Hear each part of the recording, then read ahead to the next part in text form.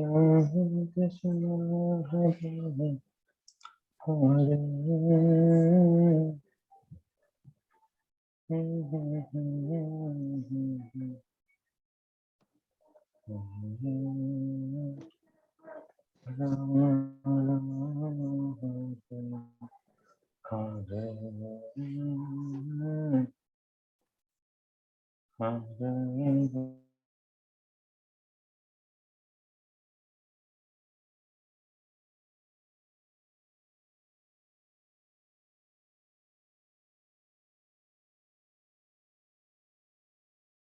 vote is joined, then we will start.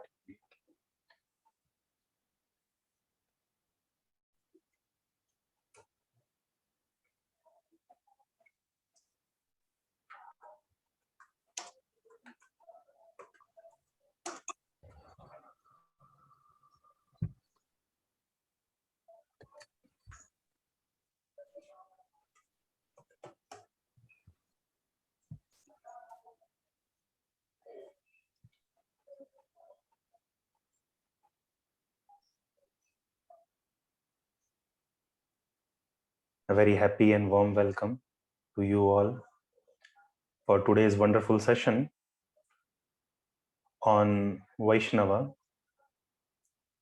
And as we begin our today's session, I would like to pay my respectful obeisances to that greatest of Vaishnavas, my spiritual master, Srila Jayapataka Swami Guru Maharaj, by whose grace I have somehow known the qualities of being a devotee.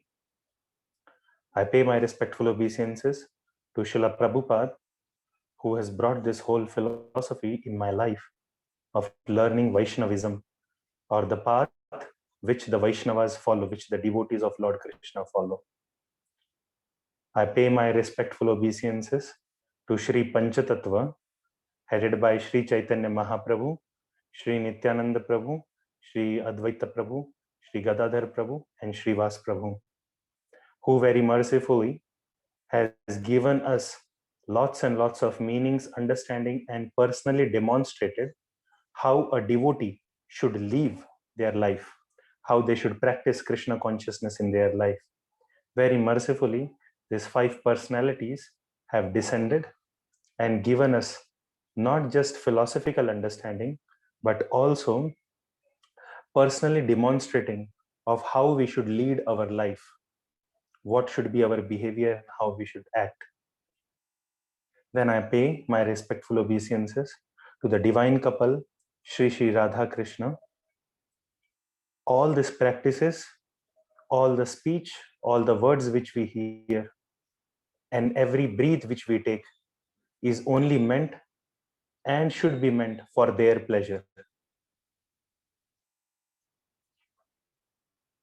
Then I request you all wonderful devotees to kindly bless me so that I can speak something meaningful in today's session on the very important topic of Vaishnava.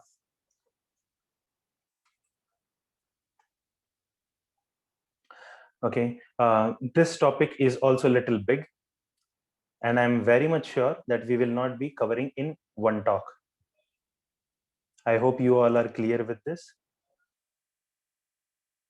We will have multiple topics on this.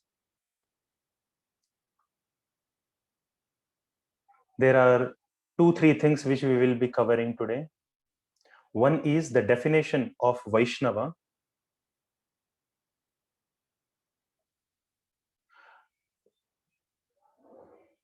I guess Saurabh Prabhu, the sign of Vaishnava and devotees are same.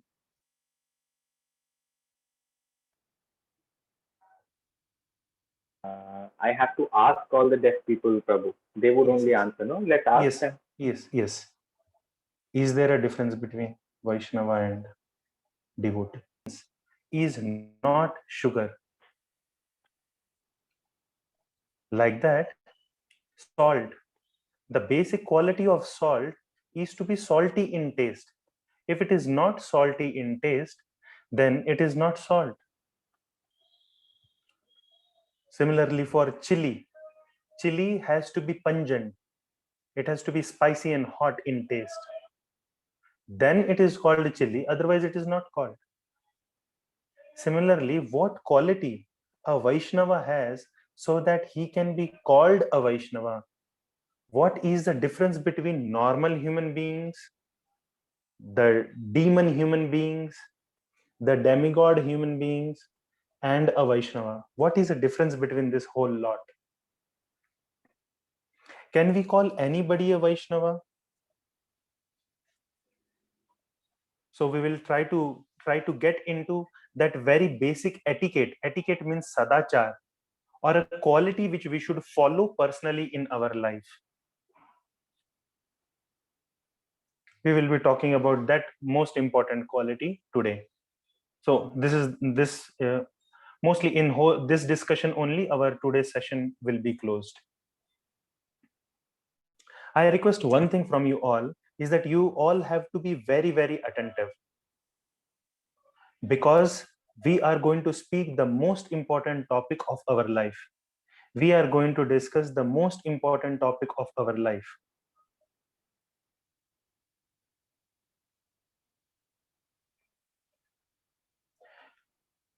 Okay, so let's begin. I hope till that time, in middle sometime, Ramakrishna Prabhu will let us know the sign of Vaishnava or devotee, same or different. What is he saying? Prabhu, we haven't been able to find the sign, so we'll just spell it out. Fine.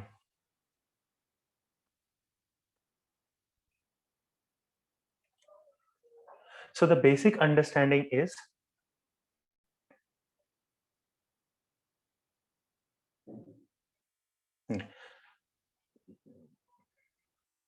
we can start, Saurabh Prabhu. So the basic understanding is difference between a normal person and a Vaishnava is Vaishnava are people who worship Krishna or Krishna's incarnations. Krishna's incarnations like Lord Ram, Krishna's incarnation is Narsimhadev, Krishna's incarnation of Lord Vishnu, or any other different incarnations. All these people are called Vaishnavas.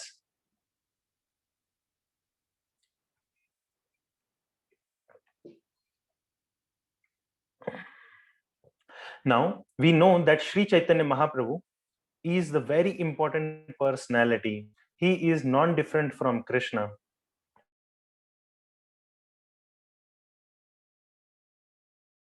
Teach us and personally demonstrate to us by his own example, by the way he lived his life, the actions he performed, the activities he did. He taught us how a devotee or how a Vaishnava alive in this world.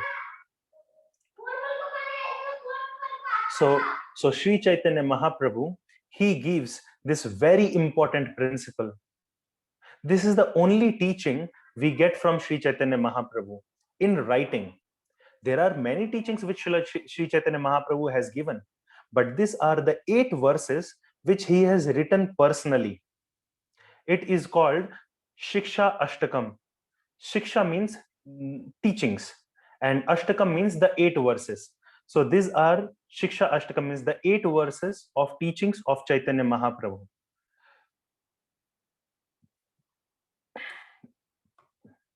Teachings of Chaitanya Mahaprabhu. I'll write Shiksha Ashtakam also. It's called Shri Shiksha Ashtakam. So I guess sometime you people would have gone through the Shiksha Ashtakam. A class would have been arranged for you. If not now, then maybe in.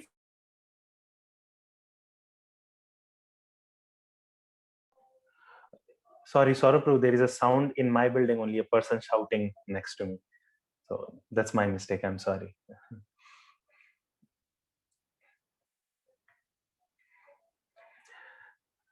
Yeah.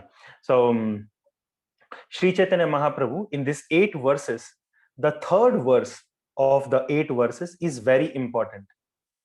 In this 3rd verse, he explains the different qualities a Vaishnava should have. I have given the Sanskrit shloka of it. I will give the translation also now. This is the third verse of Shiksha Ashtakam, and the translation is also given in the chat box. So it explains that a basic quality of a devotee is he should be humble than the blade of grass. Blade of grass? How can we be humble? What do we understand from this? Like you would have seen in the past, in the previous days, in the cities you don't find the grass on the streets, but otherwise, if the grass is there on the street, you trample on it, means you put your step on it, you walk through it, you spit on that grass. The grass will not revoke back to you. The grass will not say, hey, you fool, how dare you? You are spitting on me, you are putting your leg on me. Grass never reacts to you back. Grass is taking all these things. It is very humble. Always remaining meek and humble. This is the most important quality of a Vaishnava. Humility. I request Rajani Mataji to write down this in the chat box for everyone's benefit. And you all, please make note of it. If you pray that what quality should I get, then the first quality to get is humility, that we should be very, very humble. The second quality is tolerance. The second quality which is mentioned in this verse is tolerance. Tolerant than the tree also. Like we see a tree, there are different season which comes. Summer season, hot sun, and the tree it tolerates all this heat. There is wind in the cold seasons, and the tree tolerates this shivering and your bones will be struck by that, but still the tree tolerates it. The tree also tolerates the rains, even though it is very heavy pouring down rain. The tree tolerates when people cut the tree. The tree also tolerates when somebody plucks out the fruits. There is a lot to be learned from the tree. And Sri Chaitanya Mahaprabhu says we should learn the quality of tolerance. And we should become more tolerant than the tree. That means there will be different seasons coming in our life. There will be good time in our life. Everything is going good. Our family is happy. Our friends are happy. In our office, people are happy. We are getting good salary. All these things. It is good time. Then there will be bad time also. People will not be happy from us. They will scold us. They will shout on us. Our family is not doing well. Sometimes we are getting fever. Sometimes family members are getting fever. Sometimes boss is scolding us. We are removed from our job. So many disturbances can come in life. Suddenly our money will be lost. Suddenly we will gain some money. In all these situations, we should remain tolerant, which means we should not be agitated, which means we should not become disturbed. Many times we feel like committing suicide. Sometimes we feel that I will kill somebody. In all these situations, we should be tolerant. Now the example of plucking fruits. See, in devotional life, I'm not talking of your jobs. I'm not talking of that. I'm talking of your devotional life.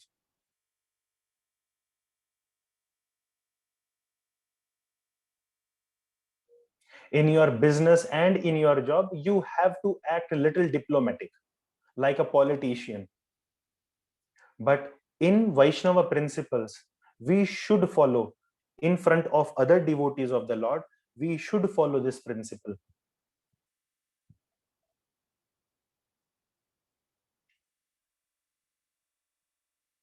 Could I explain this point properly, Saurabh Prabhu? Are they able to understand this?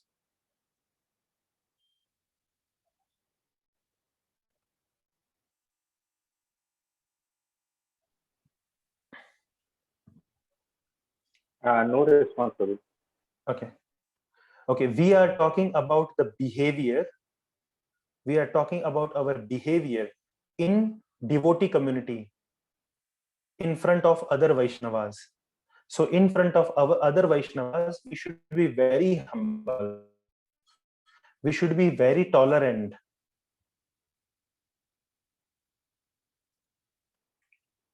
Like when we give example that you have plucked the fruit from the tree and the tree is still tolerant, this we are talking about now.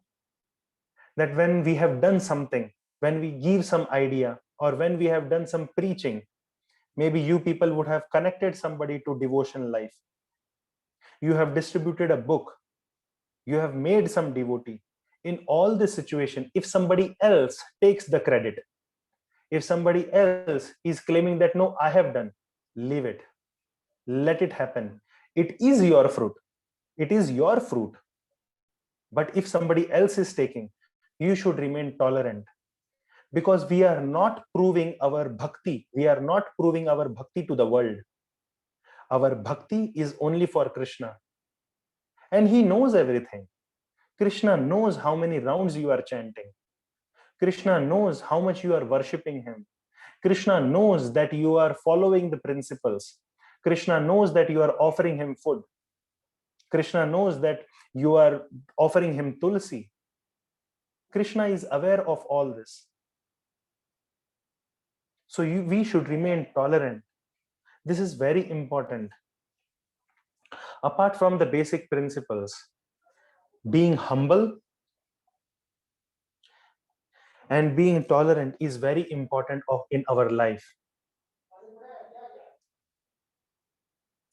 On this tolerance, I will give a short example from the scriptures.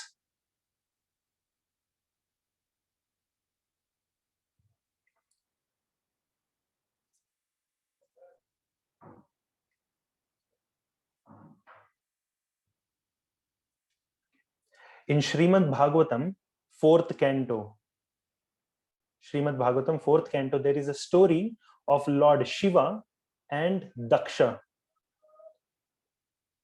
Daksha is father of Sati. Sati is wife of Lord Shiva.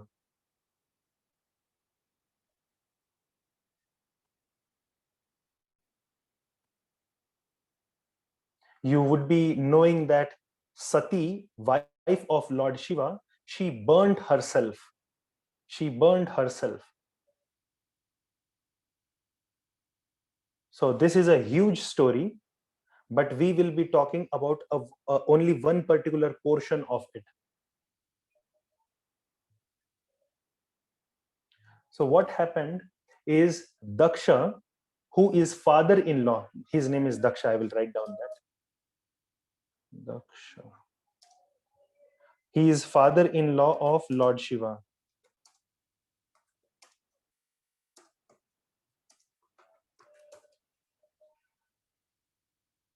The demigods and to all other Brahmanas also. So in that yajna, Brahmaji was there, Lord Shiva was there, all other demigods were there, different Brahmanas and rishis, sages, munis were there.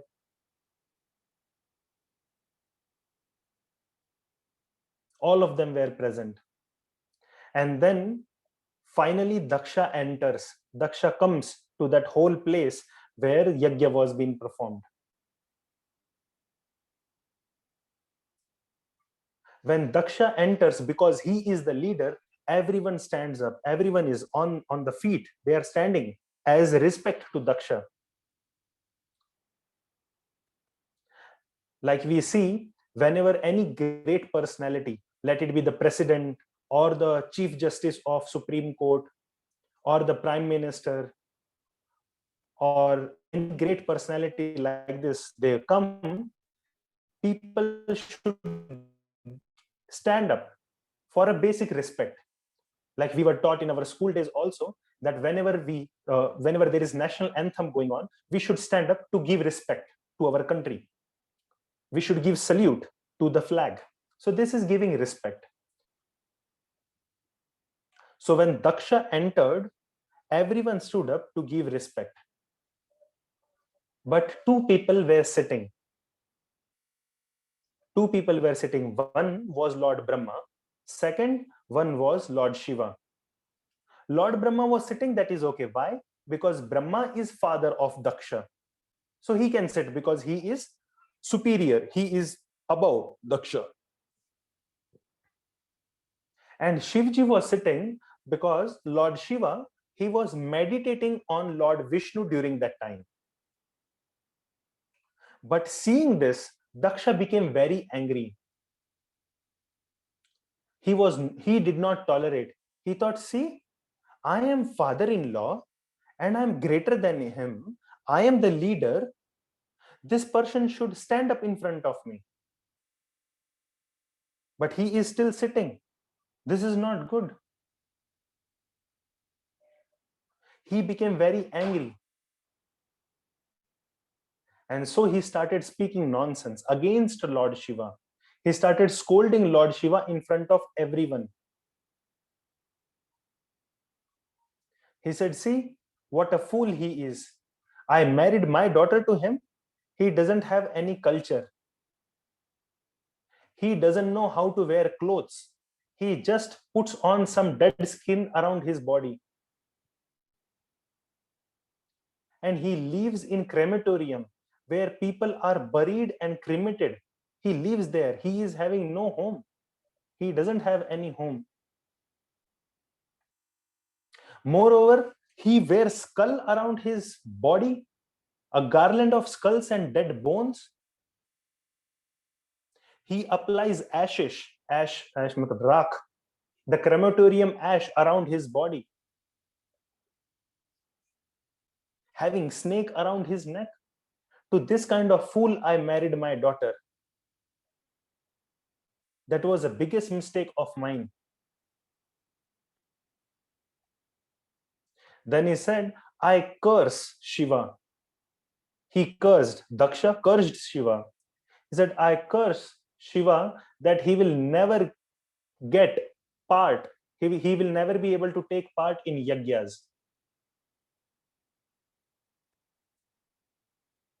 That is why we see that in all the different yagyas which are performed, we chant the name of Brahma to come and take part.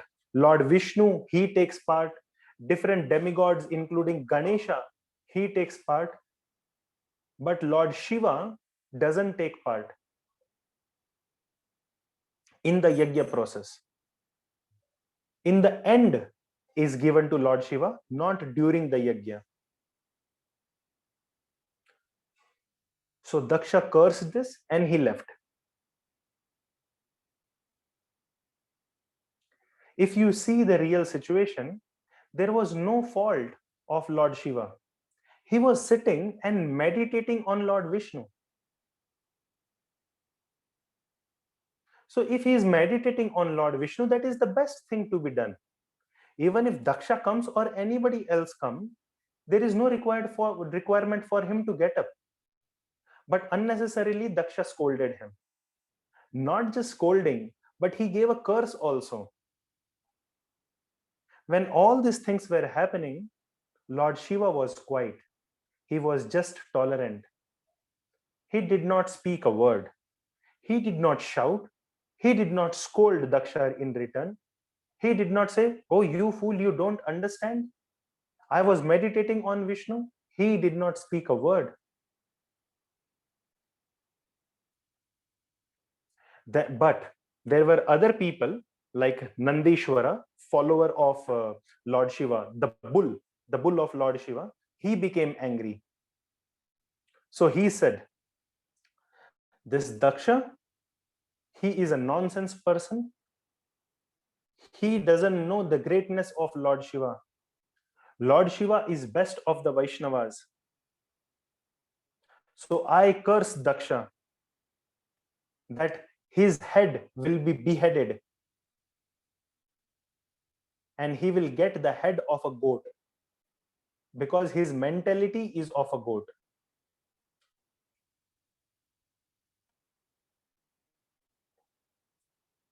Now the party of Daksha, when they heard, because now Daksha also left, no?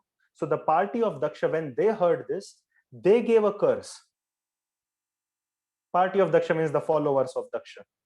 Different people who follow Daksha, his followers, they gave curse that all these followers of Lord Shiva, they will become atheists in Kali Yuga.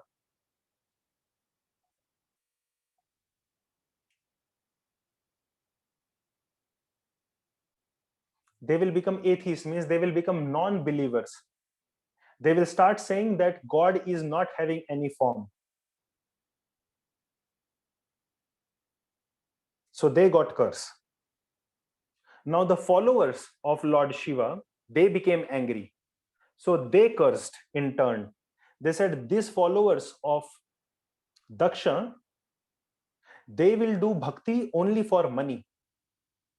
That is why we see in Kali Yuga that there are many Brahmanas and many people, they do bhakti, they do different type of worship, but for money. They want money. That's why they keep asking, I will do this puja, you give me money. I will do that puja, you give me money. Oh, you want to do this yajna? You give this much money. So this cursing and counter cursing was going on. When all this thing was happening, everyone was becoming angry. But Lord Shiva, he was just tolerant. He was keeping quiet. He did not speak a word. He just got up from that place and left to Kailash. He got up from that place and left for Kailash. He did not revolt back. He did not revolt back. He did not speak anything against Daksha or their followers. He did not become angry, taking his trident Trishul, wanting to fight against and kill people. He did not do any of those things. And we understand that Lord Shiva, he is the greatest of Vaishnavas. So there is a long story. We are not talking about that part of the story. The second part, I want to emphasize on the tolerance part. We are seeing the tolerance of Lord Shiva. He was so tolerant in all this situation. He just kept quiet. What should be our position, you think? We are nowhere in comparison to Lord Shiva. If Lord Shiva opens his third eye, everything will be burned.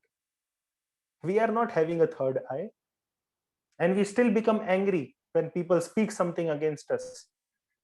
We still have this ego inside us. We cannot tolerate anybody saying anything wrong to us. And then we say, oh, I am a Vaishnava. I am devotee of Krishna.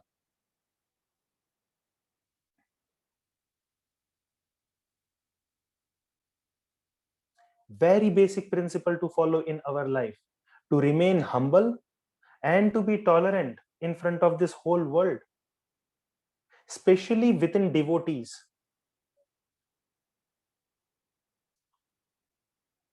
See, I hope next point, Prabhu.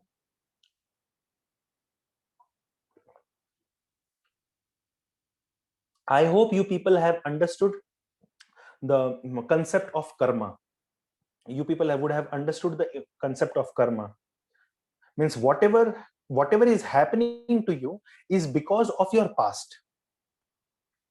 Yes, you understand this? Whatever is happening to you right now, whatever situation you are put into right now, is because of your past karma, whatever bad or good thing you have done in the past.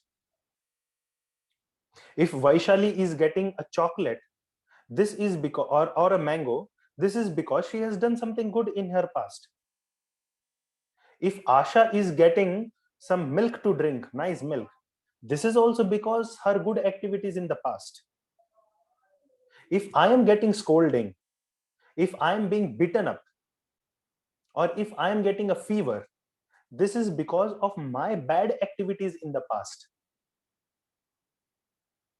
So when somebody scolds you or somebody becomes angry at you, why you should become angry on them?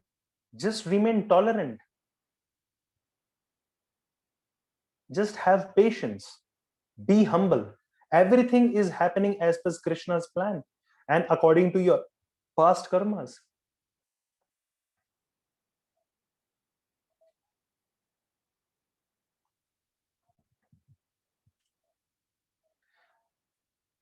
I will stop my class here, and I would like to take some question and answer. We will continue on this topic in the next class also with some more stories and some more explanations. But question and answer I want to take on very specific topic, not on everything. I will not answer any other question apart from the question of egos. Do you think your egos are getting hurt? Why do you think your egos are getting hurt? On what reason your egos are getting hurt? Let's talk on today's topic on how to remain humble and how to be tolerant. So ask your questions only on today's topic.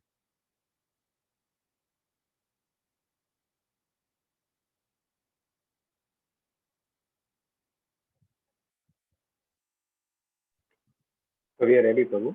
Yeah, yeah. We have Nidhi Mataji, Hare Krishna.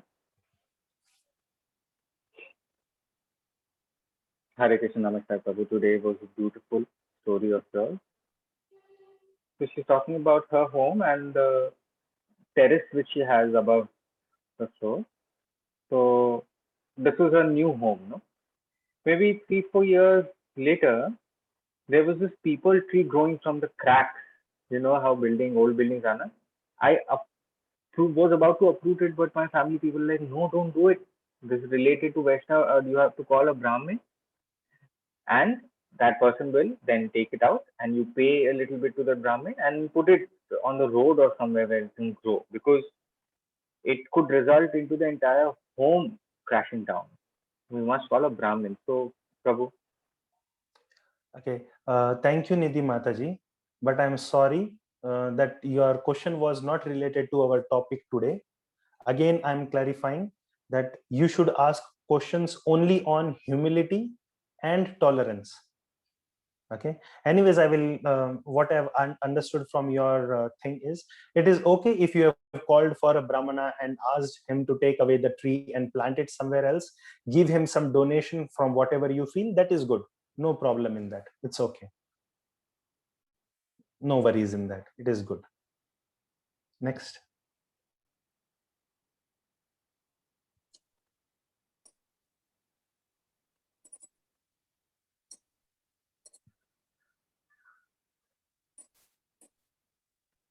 very exciting story. I'm really happy about the stories. I'm a little sick. I was a little sick. I feel a little better. My question is that many Brahmins, wear orange. They also wear yellow, and they also wear red sometimes. So, what are the? Why do they wear three different clothes? Okay. Thank you, Shivani Mataji. Nice question. Again, I do not find this question connected to our topic, that is a Vaishnava being humble and tolerant.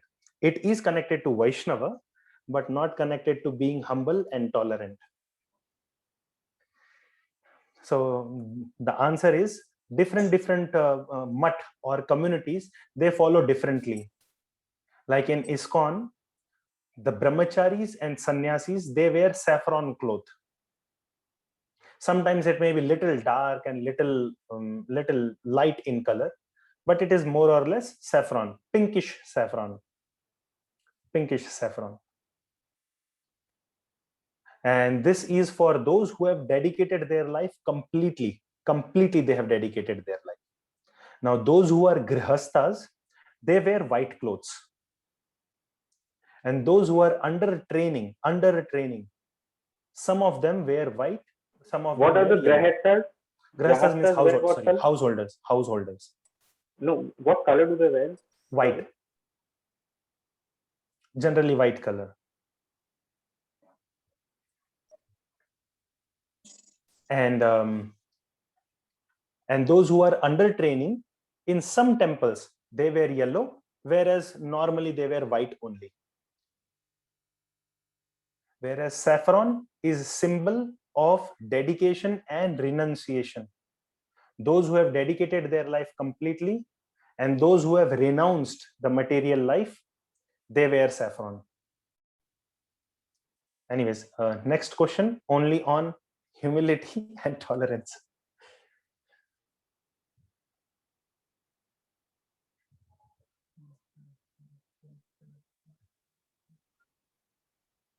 Hare Krishna, Prasad Prabhu, and interpreter also. So tolerance and humility. So tolerance, Prabhu, I'm still struggling. Uh, you know, and I have a servant at my place. I have a dog also, and I'm anger. I get anger sometimes. So is the servant also, if some I get angry on the servant, could there be repercussions? Any action we do, good or bad, we will get the results. Thank you, Kavita Mataji, for asking this, by the way. Even if we are angry or we are happy towards somebody, we will get the result of it. But if you are guru, master, or a king, you can give deserving punishment. Punishment not means only harshness, deserving punishment only, but not being always rude and harsh. You can do that. If you are not guru, if you are not the king, or if you are not the master, then you should not do. For example, if somebody has done a murder, then king can give punishment of killing. King can give that punishment. If a disciple of a guru has done something wrong, then guru can give punishment. Okay, today you should do cleaning, you should only or you should do cooking, or you should fast for 3 days. Guru can give that punishment. Similarly, if a servant does something wrong, then master can scold for some time. If something wrong, not that chota mota mistake, then you can do that. But as much as possible, you should try to control your anger. As much as possible, we should try to tolerate ourselves. And this principle, why we are focusing on this? Because this anger, it is okay till other people, but when you start showing with other devotees, other community members, other Vaishnavas, then Krishna cannot take it. Krishna becomes very, very offended, and Krishna will not leave that person. Even if a Vaishnava may forgive you, but Krishna will punish. He will make sure that you are punished. Like the story of Kauravas and Pandavas, Yudhishthir Maharaj, he forgave. He said, no problem, I forgive Duryodhan. But Krishna, he did not forgive Duryodhan. Like, how dare you giving so much problem to my devotees? How dare you giving problem to Draupadi? How dare you giving problem to Yudhishthira and Arjuna? I will not tolerate this. So Krishna made sure that Duryodhan is killed, and in such a bad manner. So maybe people will forgive you, but Krishna will not forgive if we commit a Vaishnava aparadh or we offend a Vaishnava. So we should be very, very careful in front of Vaishnavas. We should always carry this mood of humility and tolerance in front of them. And if your dog is giving you too much problem and is not helping you, you can give your dog to somebody. Vaishnavas don't keep dogs. It is mentioned in the scriptures that if Brahmanas, they keep dog, they will go to hell. You should have only cows. But if dog is for your safety, I don't know, I can't speak on that. Otherwise, you can give dog to somebody else. They can take care of that dog. We are saying that we should leave this world, We should not be attached to anybody. We should only be attached to Krishna. Why we should be attached to a dog?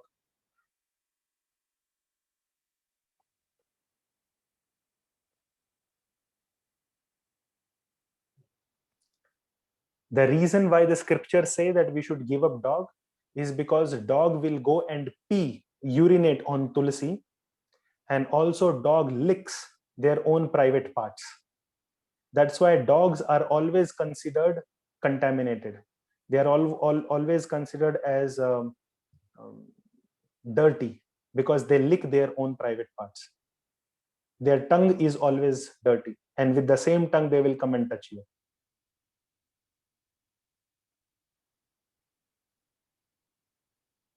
Next.